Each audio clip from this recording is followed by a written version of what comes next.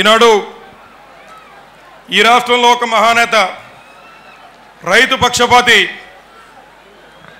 రైతే రాజ్ అనేటువంటి ధ్యేయంతో ముందుకెళ్ళినటువంటి doctor YS Rajasekhara Reddy గారి యొక్క తనయుడు జగన్మోహన్ రెడ్డి గారి యొక్క చేస్తున్నటువంటి ఈ దీక్షకు పూర్తిగా మద్దతు తెలుపుతూ ఇక్కడ విచ్చేసినటువంటి 50 మంది రైతు సోదరులు, మహిళా సోదరులు, సోదరీమణులు, మరి ముఖ్యంగా విచ్చేసినటువంటి పెద్దలందరికీ కూడా హృదయపూర్వక నమస్కారాలు తెలియజేస్తూ ఉన్నాను. చాలా సంతోషం. ఈరోజు ఏదైతే మరి చంద్రబాబు నాయుడు గారి మాటలు నమ్మి గత ఎన్నికల్లో అన్ని వర్గాల వారు కూడా అన్యాయమైనటువంటి పరిస్థితి నుండి మళ్ళీ ఈ రాష్ట్రంలో రైతుని గట్టెక్కించగలిగినటువంటి ఏకైక నాయకుడు జగన్మోహన్ రెడ్డి అనేటువంటి విషయాన్ని నిరూపించడం కోసం అక్కడ విచ్చేసినటువంటి సోదరులందరికీ కూడా నమస్కారాలు. ఎందుచేత ఈ మాట చెప్తా ఉన్నానంటే, మీ అందరూ చూస్తున్నారు ఈ రాష్ట్రంలో ఎటువంటి నాయకులు ఉన్నారు. ఎటువంటి నాయకుడినైనా కొనేయచ్చు కదా.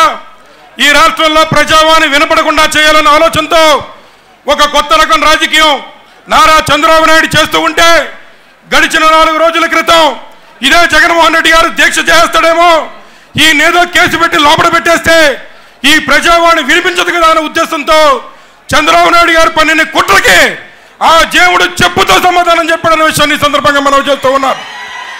ముఖ్యంగా రైతు సోదరులారా, మా ప్రాంతం గోదావరి జిల్లాలు, ఉభయ గోదావరి జిల్లాలంటే ధాన్యాగారం ఉన్నటువంటి జిల్లాలు. అటువంటి ప్రాంతంలో మన దేశీయుడి కాదు, మన జాతీయుడి కాదు, సరద్దర్ కాటన్ గారు ఆ రోజుల్లో ఏదైతే ఒక ప్రాజెక్టు కట్టారో, ఒక ధవళేశ్వరం బ్యారేజ్ కట్టారో, దానివల్ల ఈరోజు మనకి మా నోటికి 5,000 నోట్లోకి వెళ్తూ ఉన్నాయి. తదుపరి మళ్ళీ అక్కడ ఉన్నటువంటి రైతాంగానికి మోడర్నైజేషన్ పేరు మీద 3,600 కోట్లు మంజూరు చేసిన ఘనత డాక్టర్ వైఎస్ రాజశేఖర రెడ్డి గారిది. వరద వస్తే ఎక్కడ మునిగిపోతుందో, ఏ ప్రాంతం మునిగిపోతుందో అనే పరిస్థితిలో మేము ఉండేవాళ్ళం. అటువంటి తరుణంలో రాజశేఖర రెడ్డి గారు వచ్చిన తర్వాత అక్కడ కరకట్ల నిర్మాణం చేసి ప్రతి ఒక్క రైతు కూడా గుండెల మీద చేయి వేసుకుని ఉండే విధంగా ఆ రోజు రాజశేఖర రెడ్డి గారు చేశారు. తదుపరి వచ్చేటువంటి నారా చంద్రబాబు నాయుడు గారు ఇవాళ మా ప్రాంతంలో ఉన్నటువంటి అక్కడ ఉన్నటువంటి నీరుని మాకు కూడా కరువు వచ్చే విధంగా చేసిన గనుడు నారా చంద్రబాబు నాయుడు గారు. అక్కడ గోదావరిలో కలుస్తున్న నీటిని రాయలసీమ వాళ్ళకి ఇస్తామని చెప్పేమో అక్కడ చెప్తా ఉన్నాడు. మీకు ఇబ్బంది లేకుండా మీకు ఎక్కువ నోటు పట్టుకెళ్తానని చెప్తా ఉన్నాడు. ఇందులో అంతర్ధానం ఏమిటంటే, ఎవరైతే కమిషన్లు ఎక్కువిస్తారో అటువంటి వారికి కమిషన్ల రూపేణా పట్టిసీమ లేదా ఇంకో ప్రాజెక్టు కట్టి తద్వారా ఎన్నికల్ని డబ్బులతో గెలవాలన్నటువంటి తప్పుడు ఆలోచనలతో కమిషన్ల కోసం ఈరోజు ప్రాజెక్టుల యొక్క వ్యయాల్ని పెంచేస్తూ ప్రజాధనాన్ని అంతా కూడా దోచేస్తున్నాడు నారా చంద్రబాబు నాయుడు గారు. ఇక మీ అందరికీ తెలుసు, మొన్ననే వచ్చిన మంత్రి మాట్లాడుతూ ఉన్నాడు, జగన్మోహన్ రెడ్డి గారు దీక్ష చేస్తూ ఉన్నారు ఎందుకు, ఆరోగ్యం కోసమా అని. ఈరోజు మీరు అన్నమాట మీరు నిలబడండి. ఈరోజు నిక్కర్చిగా జగన్మోహన్ రెడ్డి గారు తన కడుపు మార్చుకుని ఏదైతే చెమట పట్టు కారుస్తూ ఉన్నాడో ప్రతి ఒక్క నీటి పట్టు మీ ప్రభుత్వాన్ని తులాదులుగా విడదీస్తున్న విషయాన్ని ఈ సందర్భంగా మనం చేస్తూ ఉన్నాం. ఈరోజు రైతాంగం అంతా కూడా ఏ ఒక్క రైతు బాగాలేడు, ఏ ఒక్క వ్యాపారవేత్త బాగుండలేదు, ఏ ఒక్క మహిళ మోసపోయి వాళ్ళ కుటుంబ ఖర్చులు కూడా ముందుకు వెళ్ళలేని పరిస్థితి. వారికి ఇస్తామన్న డబ్బు ఎక్కడ కూడా ₹1 కూడా మాఫీ చేసిన సందర్భాలు లేవు. ఇటువంటి తరుణంలో మళ్ళీ ఈ రాష్ట్రంలో మళ్ళీ ఒక నాయకుడు చంద్రబాబు నాయుడు గారి యొక్క తప్పుడు ఆలోచనలకి కొట్టుకుపోకుండా దానికి తలంచకుండా పోరాడుతున్న నాయకుడు జగన్మోహన్ రెడ్డి గారు.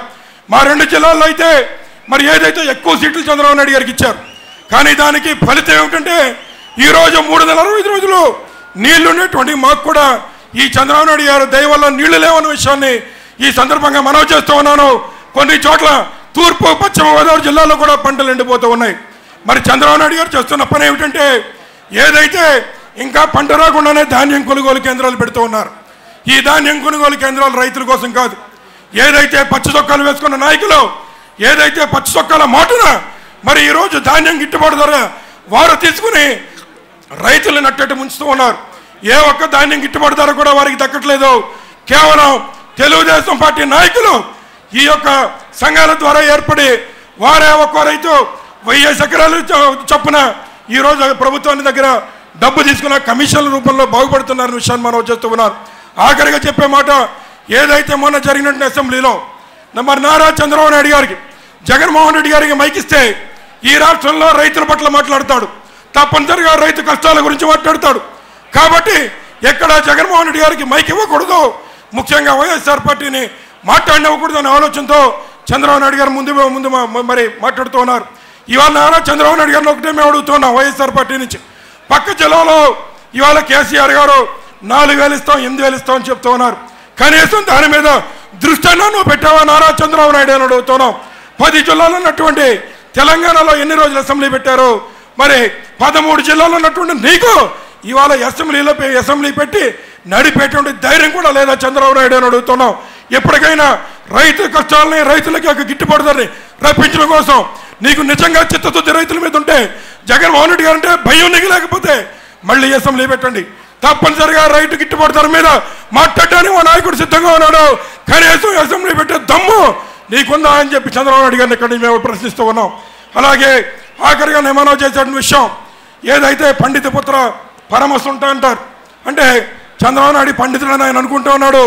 ఆయన కొడుకు లోకేష్ గారు శ్రద్ధాంజలికి అదేవిధంగా వర్ధంతికి తేడా తెలియనటువంటి, వర్ధంతికి జయంతికి కూడా తేడా తెలియనటువంటి నాయకుడిని ఇవాళ మన మీద రుద్దేటువంటి ప్రయత్నం, ఇవాళ రైతులు అధోగతి పాలయ్యి వారికి గిట్టుబాటు ధర లేక ఏడుస్తూ ఉంటే మరి కొడుకుని ఏ రకంగా ప్రయోజకుడిగా 10 మందికి చూపించాలనే ప్రయత్నం చేస్తూ ఉన్నారు.